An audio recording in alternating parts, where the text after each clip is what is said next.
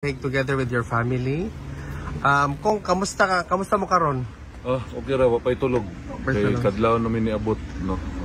Kung pangutana sa taong bayan kung kamusta po si Tatay Digong?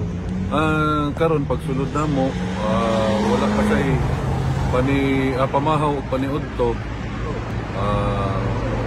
Sarap siya, wala daw siya gibaling-baling sa sulod. Natulog na po daw siya.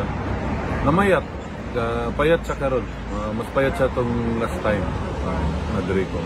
Kung nahisgutan ba ninyo ang celebration sa Independence Day, does he have anything to say about wala man siya istorya na. Ang iyamang istorya kaniman una yung mga apo.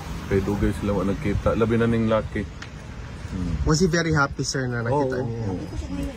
Meron bang tanong mensahe pala ang dating Pangulo, sir, sa mga kababayan natin? Karon ang iyang mensahe nga alagaan daw ang Pilipinas, alagaan ang Pilipino, kay kami,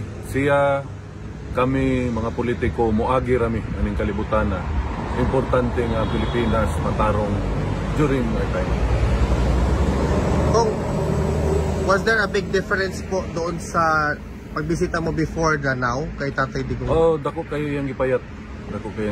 Pero okay man siya. Okay mo storya, sige binuang, sige pagkatawa.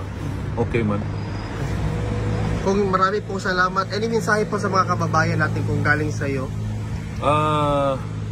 Gikan sa ako, dagang salamat kaninyong tanan. Mohangyo ko ninyo nga padayon ang atong pag-ampo para sa kalusugan ni Presidente Rudy. Dagang salamat sa inyo. Maraming salamat, sir. Ma'am, welcome. Salamat. Thank you, sir.